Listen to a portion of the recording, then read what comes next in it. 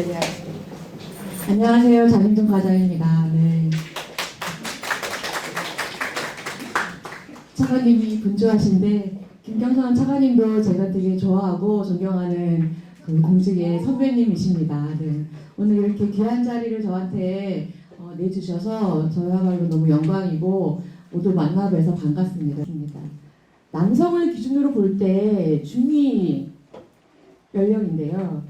92년도에는 29.1세가 중위 연령이었는데 지금 22년도에는 42.7세고요. 50년 뒤에는 54세가 중위 연령이 된다는 그런 엄청난 얘기가 있습니다. 네. 일단은 92년도에 33.2조 원이었고요. 지금 그러니까 올해 예산이 656.6조 원입니다. 32년간 19.7배 성장해서 4월 말 4월 초쯤에 예산 편성 지침이라는 거를 이제 만들어가지고 통보를 합니다. 예산 편성 지침을 아마 잘 모르시고 크게 이제 들어본 일이 없으실 텐데요. 예산 편성 지침을 통상 여기에 그 25년도 예산 투자 방향이 자세히 나와 있습니다. 그래서 정부가 25년도에 예산을 어느 방향으로 투자를 하려고 그러고 어디에 중점을 두고 있고 이런 것들이 비교적 자세히 상세히 나와 있기 때문에 그런 것들을 한번 이제 알아보고 싶으시면 편성 지침이 가장 제일 먼저 나오는 그 다음 연도에 대한 투자 계획이라고 생각하시면 될 것 같습니다. 이런 지침을 통보하면 부처들이 이제 지침에 저희의 투자 방향을 보고 그걸 배경으로 또 각 부처의 어떤 그 정책 방향 이런 것들을 고려해서 4월, 5월 동안 예산 부처의 요구안을 편성을 합니다. 그래서 정부의 6월 말에 예산안 편성 전까 그 25년도 예산 투자안을 예산실이 요구를 하면 예산실이 6월, 7월, 8월 검토를 해서 9월 초에 정부안을 국회에 제출하면 국회에서 심의를 9월, 10월 내부 검토를 해서 주로 예결위는 11월, 12월에 이루어져서 작년에 같은 경우에는 12월 23일에 통과가 됐는데 법정 기한은 12월 2일입니다. 저희의 주요 특징은 그 정부의 예산 편성권이 있고요. 그리고 국회의 예산 심의권이 있습니다. 지금 이제 각 부처는 4월, 5월에 편성 작업을 시작을 하기 때문에 한 1, 2, 3월에는 부처에 가셔서 우리가 이런 거가 중요하고 이런 부분이 부족하고 이런 거를 얘기를 해주시면 부처가 4월, 5월에 그걸 반영을 해서 저희한테 내고 아니면 이제 그때 놓쳤다. 그러면 보통 이제 6월, 7월, 8월에 예산실에 오셔가지고 많이 얘기하시기도 합니다. 근데 부처도 안 되고 예산실에도 설명해가지고 설득해서 반응이 안 됐다. 그러면 이제 국회에 가셔서 9월, 10월에 이제 설명을 하시면 국회에서 하고 이제 그런 구조로 생각하시면 될 것 같고요. 네. 올해 예산의 주요 특징은 일단 첫 번째는 건전 재정 기조 변지인데요. 이제 분야별 특징인데요. 가장 이슈가 많이 됐던 이 R&D 구조 교육입니다. 여기 표 나와 있는 게 이제 R&D 총 지출 규모인데요. 굉장히 빠른 속도로 증가해 왔습니다. 그래서 지금 15년부터 표가 나와 있는데요. R&D 규모가 10조에서 20조가 되는 데는 한 10년이 걸렸습니다. 대략 10조에서 20조가 되는데 근데 20조에서 30조가 되는 데는 3년밖에 안 걸렸습니다. 이 표에서 보시듯이 그 22 요때 아주 빠르게 급격히 증가했습니다. 이게 여기 지금 기초연구는 표가 안 나와 있는데 기초연구도 지난 정부의 공약이 기초연구 예산을 2배로 하자였거든요. 기초연구도 짧은 기간 동안 이제 많이 들었기 때문에 이제 기초연구는 말 그대로 이렇게 그 R&D를 처음 하는 분들한테 5천만 원씩 이렇게 연금이 나눠주고 그 다음에 조금 성과가 있으면 한 7천만 원, 1억 원씩 나눠주고 조금 더 올라가면 한 5억씩 나눠주고 약간 이런 성격. 그 다음에 이제 그 복지 분야인데요. 약간 아이러니하게 약간 그 진보 정보보다 보수 정보에서 이런 사회복지 분야에 대한 중요성을 더 많이 강조하는 것 같아요. 그래서 이번 정부는 약간 이 복지 분야. 그럼 이제 지출을 많이 줄이다 보니까 이렇게 지출을 줄이는 과정에서 이제 꼭 필요한 사람들한테 이제 투자가 소홀해지면 안 되기 때문에 그런 부분을 많이 고려해서 24년도 예산은 이 사회복지 분야에 대한 고민을 많이 했습니다. 그래서 생계급여 제도를 여기 맨 아래 보시면 그 생계급여 제도가 도입된 이후로 생계급여의 기준은 중위 30%, 이제 소득이 중위 30% 이하일 경우 생계급여 수급자가 됩니다. 그리고 지급액도 중위 30% 소득과 자기 소득의 차익만큼을 지급을 하거든요. 이 30%를 저희가 32%로 2%를 올렸습니다. 그 다음은 이제 청년인데요. 청년 같은 경우에는 이제 소득이 이제 2천만 원 미만이 40%로 전체 뭐 절반 가까이가 이제 2천만 원 미만 소득을 갖고 있기 때문에 뭐 가계에 대한 경제 부담, 뭐 일자리 이런 것들이 이슈라서 교통비 언론에서 많이 보셨을 거예요. K패스 할인, 청년은 30%, 일반은 20%, 취약계층을 53% 할인해주는 K패스를 이제 도입을 했고요. 그 다음에 또 자격시험 응시료 뭐 이런 거에 대한 건의 사항이 엄청 많더라고요. 청년 간담회 이런 거를 해보면 나한테 실제 도움이 되는 걸 해달라 그래서 여러 가지 이제 취업을 하려면 시험을 봐야 되는데 사립공개 사안에 여러 가지 자격시험에 대한 응시료 저희가 50% 감면 이것도 돈이 한 몇백억이 들어가는 사업입니다. 생각보다 많이 돈 들어가고요. 그 다음에 이제 아까 합계 출산율을 설명드렸는데 이제 저출산이 이게 이제 엄청 이슈인데 지금 뭐 출산율 이런 것들은 다 아실 것 같고 그래서 이제 물어보면은 많이 이제 얘기하는 게 주거에 대한 불안 그리고 이제 돌보는 문제 그 다음에 현금 지원 이런 것들을 많이 얘기하시기 때문에 많이 언론에 보도가 됐는데 이제 주택 자금을 지원을 할 때 그냥 뭐 과거에는 혼인, 뭐 결혼, 뭐 아이 숫자 이런 걸로 했는데 실제 이제 신생아인 애를 낳는 실제 신생아가 있는 가구에 금리를 더 우대하고 금전 규모를 늘려주는 그런 거를 지금 처음 도입을 해서 신생아 출산가구 주거 안정 3종 세트 이렇게 지금 표현하고 있습니다. 그 다음에 이제 육아휴직 유급 지원 기간을 1년에서 1년 6개월로 이게 엄마 아빠 각각 애 한 명당 1년 6개월까지 최대 육아휴직을 할 수 있고요. 국방비의 상당 부분이 군인들을 먹이고 재우고 입히고 돌보는 돈이 뭐 무기를 구입하는 예산도 많지만 먹이고 입히고 재우는 돈이 상당히 많습니다. 그래서 국방부를 편성을 해보면 거의 뭐 여자가 국방부는 편성하는 게 더 좋을 것 같아 남자보다. 그냥 현실적으로는 그냥 군대를 안 갔다 온 여자가 어떻게 국방부 예산을 편성하냐 그럴 수 있는데 실제 국방부 예산 구조를 보면 이런 것들이 많아요. 그 다음에 이제 이번 정부 특징 중에 하나가 ODA 예산을 많이 늘려오고 있는 건데요.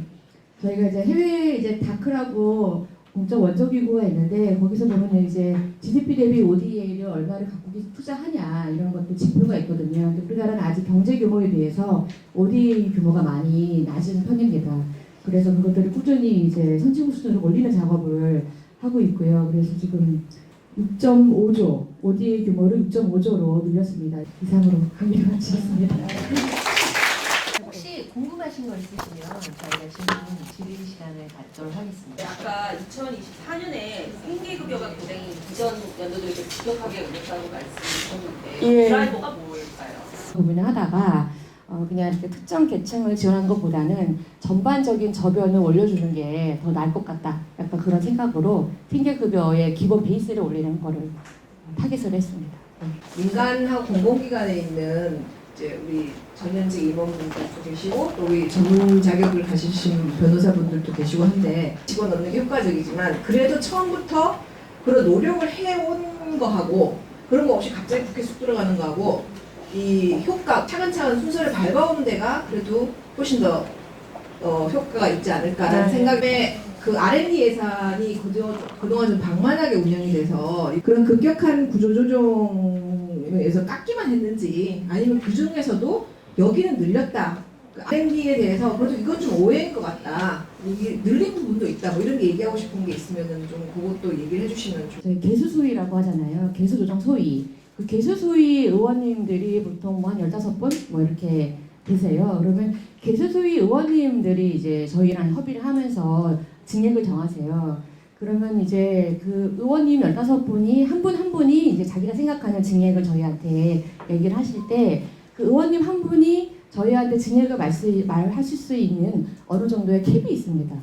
이렇게 뭐 무한정 뭐 모든 사업을 그 의원님들이 다 제안을 하실 수가 없어요. 근데 일단 그 역으로 말씀드리면 국회에서 가서 얘기를 해서 뭐 설득을 해서 넣을 수 있는 것들은 그 캡이 있기 때문에 일단 제일 바람직이 부처랑 상의하시고 저희랑 상의하셔가지고 일단 넣으려고 하는 작업을 하시는 게 확률적으로는 더 높다고 생각이 들고요. 그리고 보면 이제 예산은 뭐 법에 없기 때문에 이거를 예산 지원하는 거는 뭐 안 된다 뭐 그런 게 아니기 때문에 예산은 어떤 재량 사업의 우선순위거든요. 어떻게 보면 그 우선순위가 판단을 하는 게 이제 예산시 담당자가 판단을 하고 과장이 판단하고 시장이 판단하고 판단을 하는 건데 그래서 보면은 어떤 사업이 왔을 때 첫 해에 막는 거는 쉽다.